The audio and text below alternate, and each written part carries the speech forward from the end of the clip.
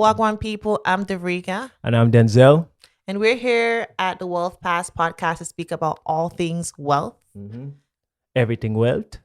lifestyle, Military. military, And, everything like that. yeah. So I know you guys already see that our topic is about the real estate wave, right? But before we dig into that, we also going to play our regular game, rock, paper, scissors, to decide who is going to start off this episode.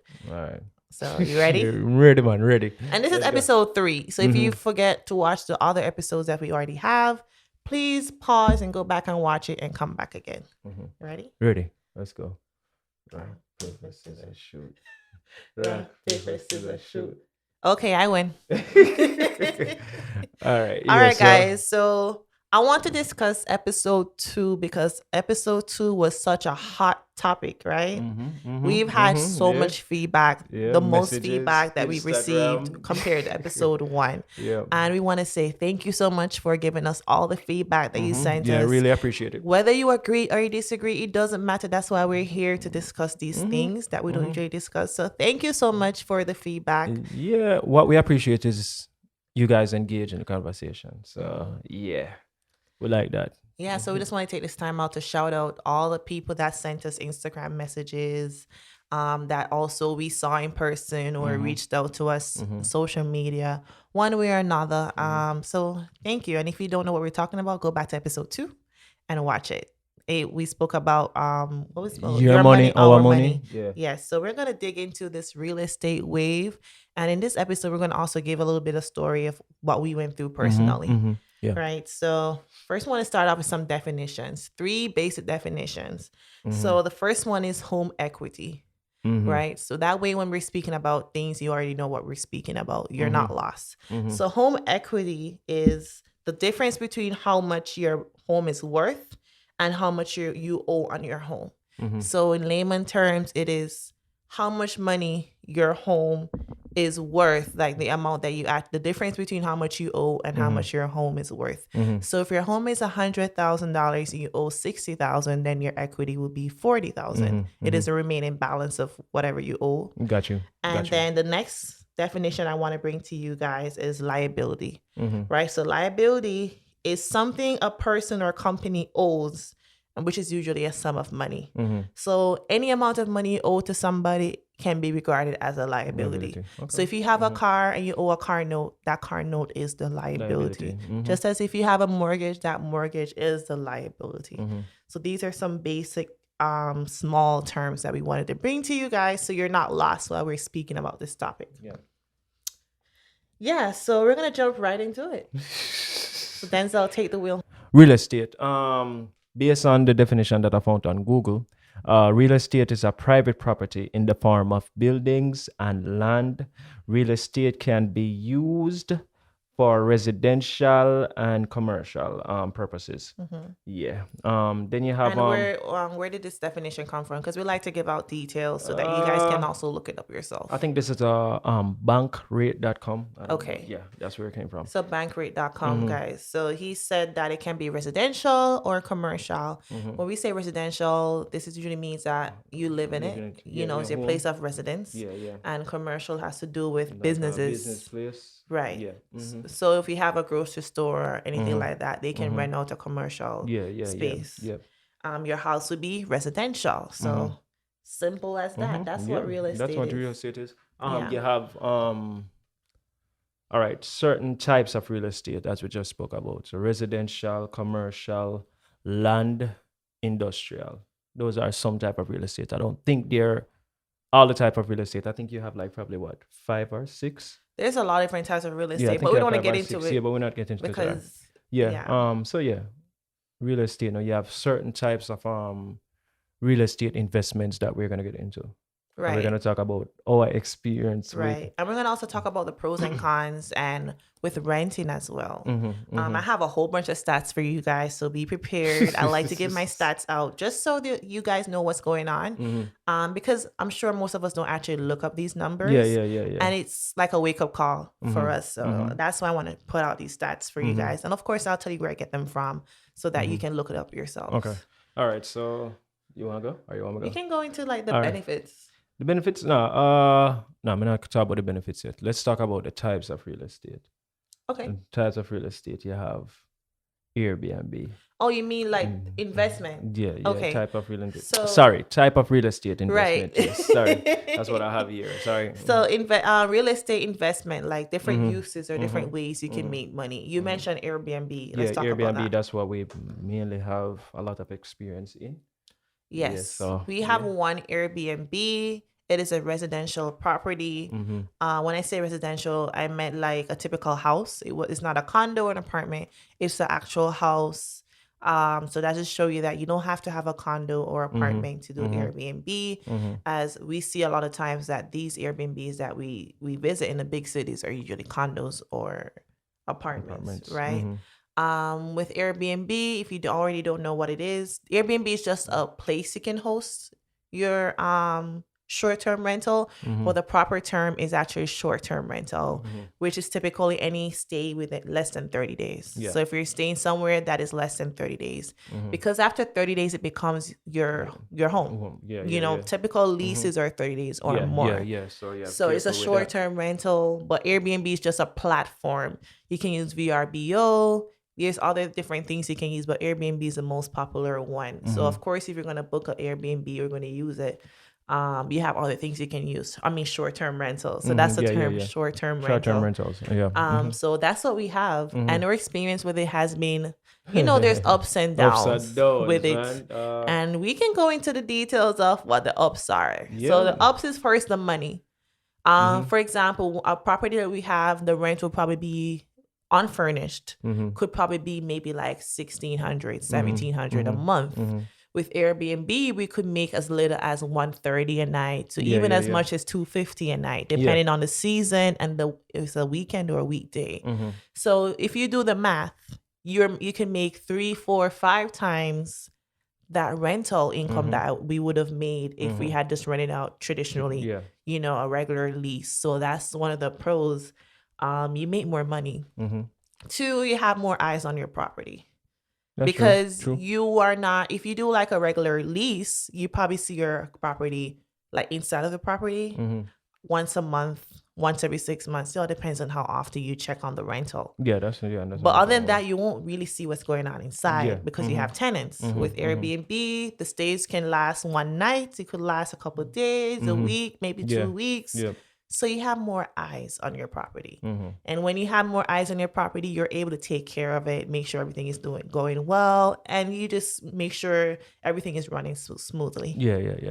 You have any more pros? For Airbnb, my main pro is the money. That's my main pro. What else I could think about?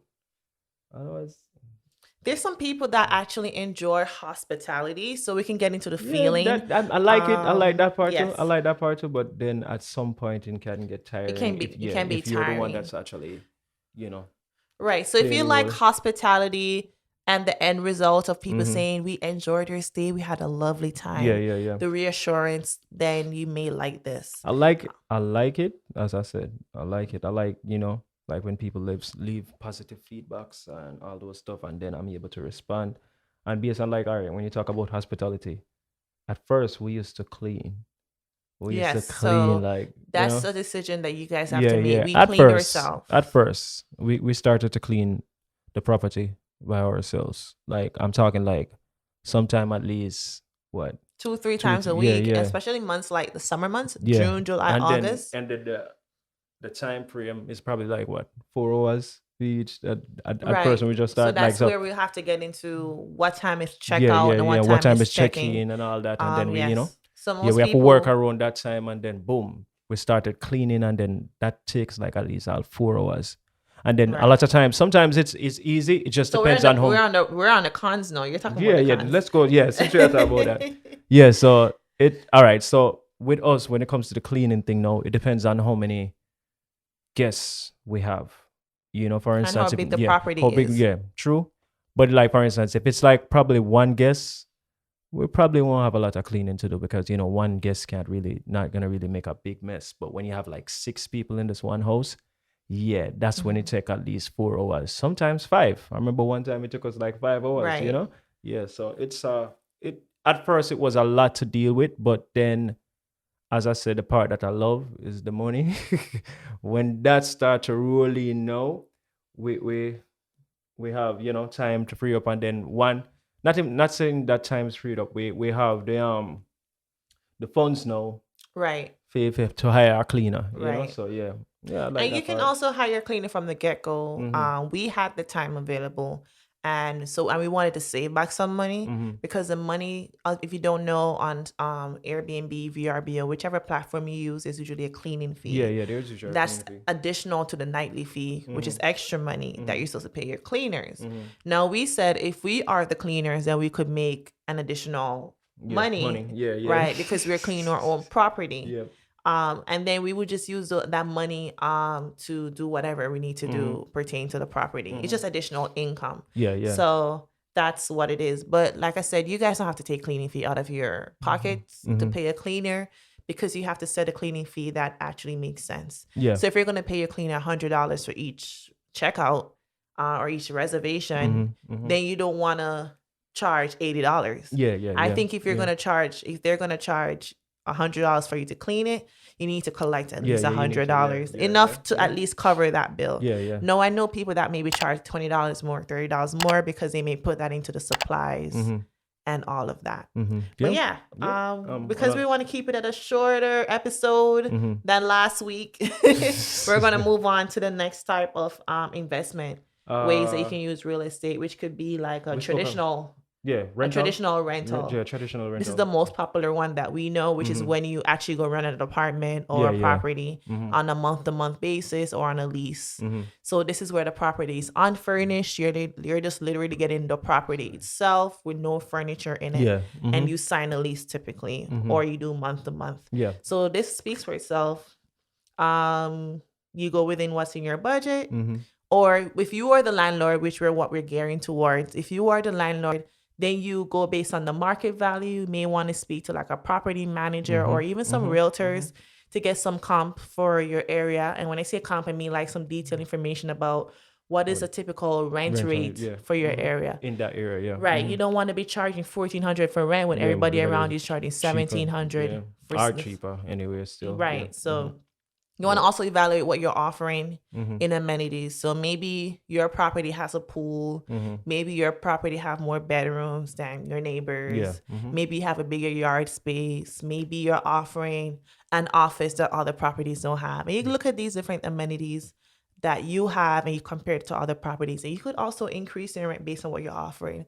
Also, if your house is maybe more modern, these are different things that could change the amount. But definitely hit up some people that's their area of expertise. Property managers, realtors, like I mentioned before, to give you some additional details or numbers so you can know how to price it.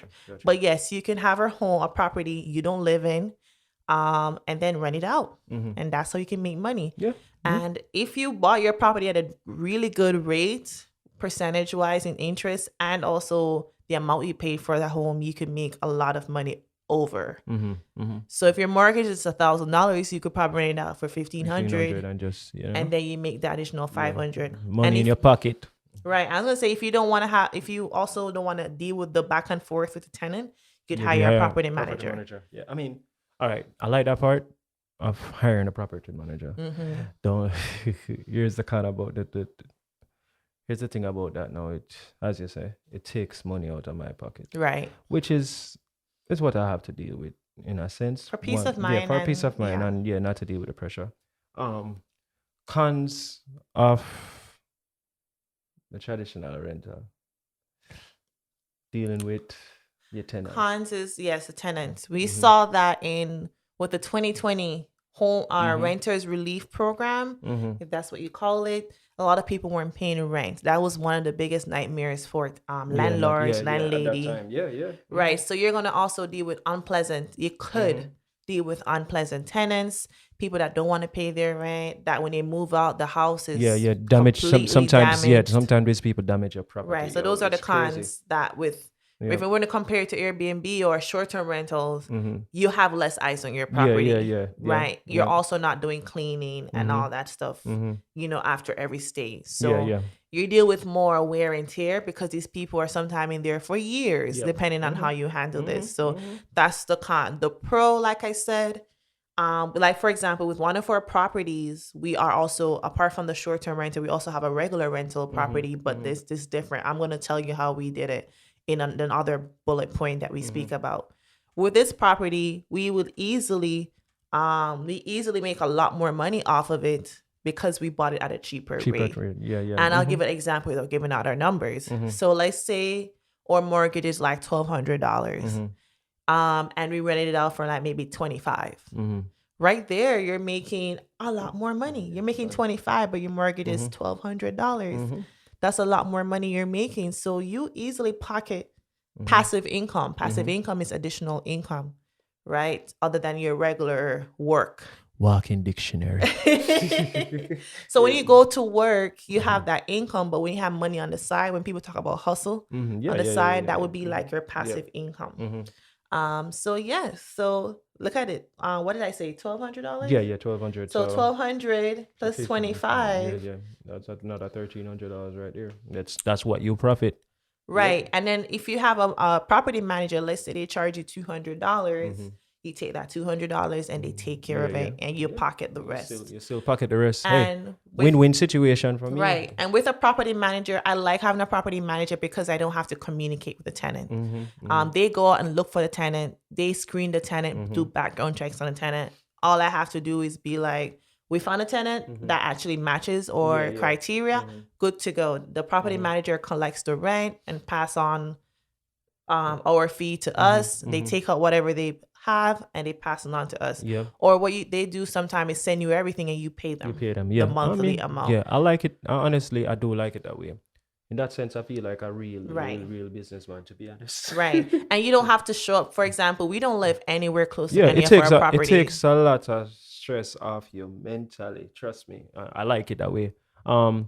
Even with like Airbnb, we have not really say a property manager. He's a property manager. It's still, she plays the role of a property manager, but on the Airbnb platform, you wouldn't really call her a property manager. It would be a co-host. Co-host. Right. You understand me? So yeah. So you can have a property manager. Yeah, you can have a property manager, but it will be on Airbnb. It's called a co-host. Right. Yep. And it usually costs much more because they're more hands-on. Yeah. They have to make sure the property is ready after each person checks out.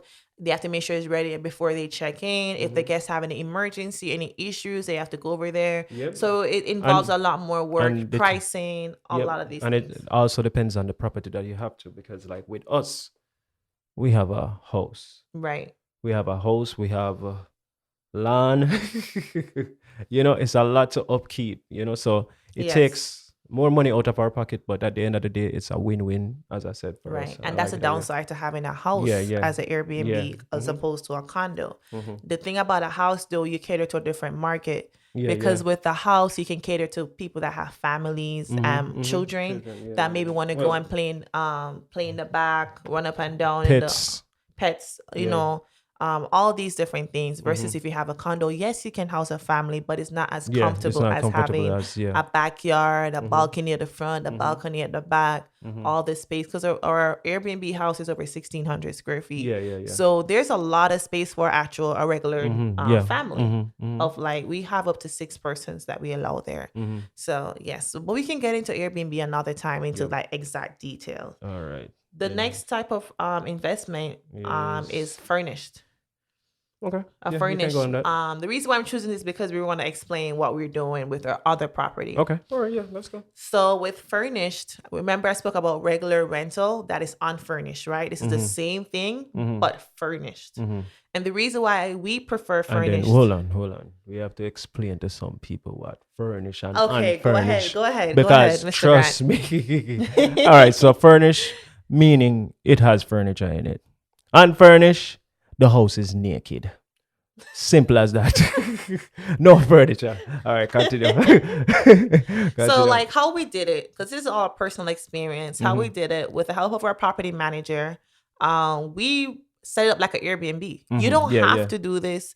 A lot of furnished properties, if you look it up on the internet, just provide like a bed, a dresser, maybe a couch in the living room, like basic furniture. Yeah, we like think of like I don't want to like Let me I don't want shut to. up. I Let don't me want to shut up. like put the men down, but we women know that okay, we go into a lot of men houses very naked. There's little most times it's like a what? bachelor Pad? pad. Yeah, There's barely anything on the wall. It's just a basic But that's furniture. men do. It's simple. And that's you it. know? So that's what I mean. Sometimes it's worse. Like furnished Yeah, property, but- they add the basic bed, Yeah. couch, dresser. They probably Yeah. won't even give you a TV or even a little flower or anything like that. But we literally set this up like Airbnb. Airbnb. Or But short-term rental. some people came. You remember when like some people came in the house and they were like, "Yo, this feel like a hotel." You know? Yeah, we put a lot of work into that, yo. You know? Right. I'd need to put what do you call it? Interior decorator on my your resume. I mean, Right. So like for the furnished property, I'm trying to give you guys a visual. So for example, in the bedrooms, we have 3 bedrooms and the bedrooms are really big. So we did, for 2 bedrooms, we did a king size bed. Yeah, Why did we choose a king size bed, you might ask? Because king size bed is more luxury and it's Yeah, more yeah. appealing. So a point I want to shout out to you guys is that whenever you're doing these type of things, you want to think about the market that you're trying to go to. Are you trying to go to families, or are you trying to go to like a couple, a single person? Because if you're going to cater to family, you may want to provide things that families like, you know. So that is why. all right. Right. So we provided a king size bed to give that luxury feeling. Most people I can actually guess that you guys would prefer a king size bed over a queen size bed. You're also able to sleep more comfortable if you're a couple, you sleep with somebody else.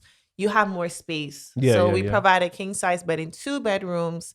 Of course, nightstand, lamps, a dresser, and each TV. Each room had a TV. So, for example, the master had like a 40-inch or 45-inch 45-inch TV. We provided Fire Stick or Roku TV. So that's why I said we set it up like a short-term rental. The other bedroom, the 3rd bedroom, had 2 full-size / double beds, whichever one you call it. With TV. And it had a TV, dresser, and nightstand. Yeah. All these rooms had like walk-in closet. Like the master had 4 closets in it. And then we did small little things to update the house, like change out the faucets and all these different things. Add plumber. Handyman. Handyman on my resume. Jesus Christ, I did some work I never did before. Shout out to YouTube. YouTube University. So that's just to give you a visual of what we provided. It was pretty much like a Airbnb. Also, we add rugs and all these things in the bedrooms. Trust me, we did a lot of shopping for that one. Yo, but yeah.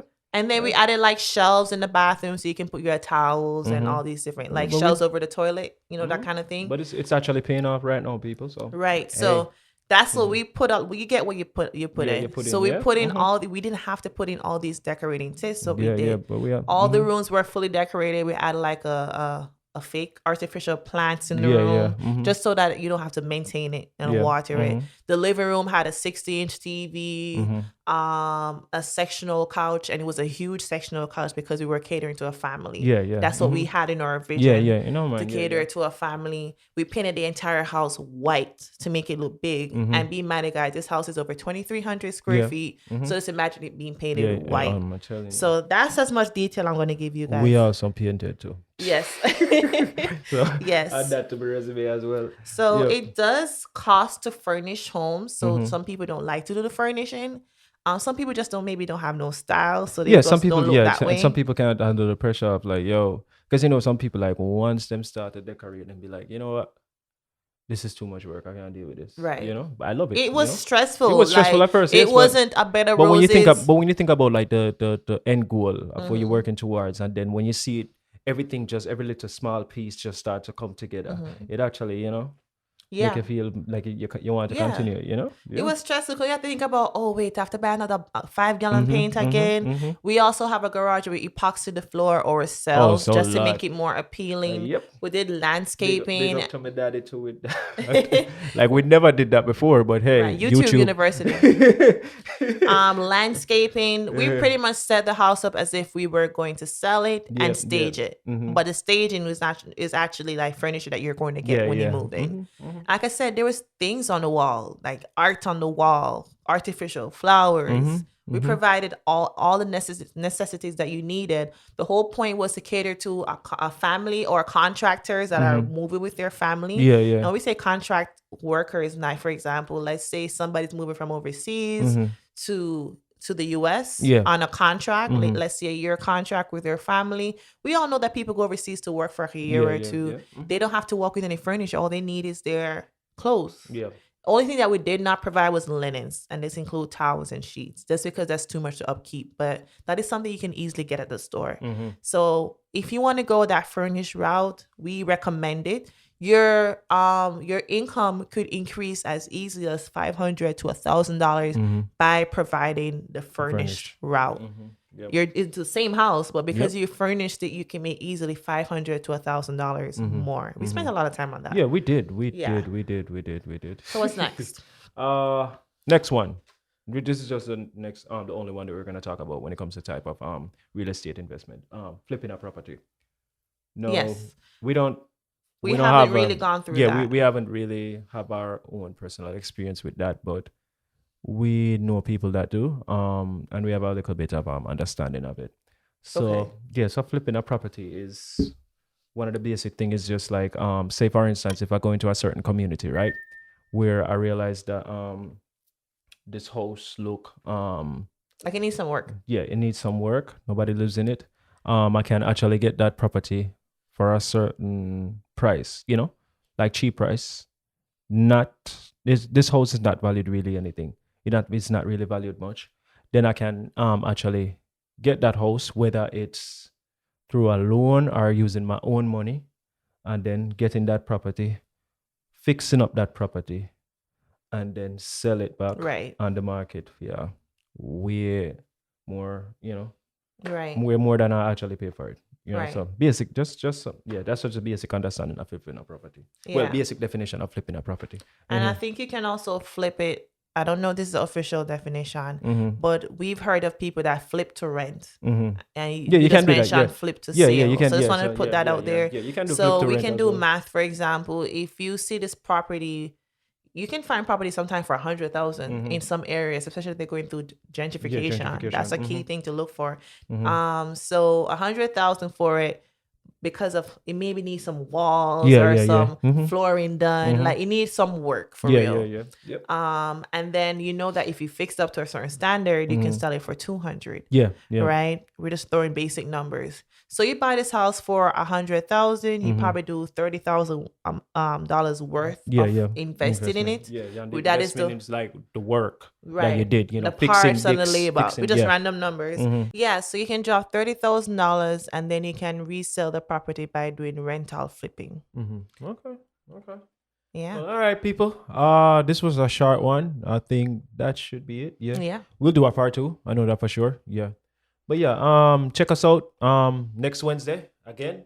YouTube, Spotify, these are Audible, anything. All podcast platforms. Yeah. And just remember, stay safe, bless up yourself, and go feed. All right, guys, have a good day.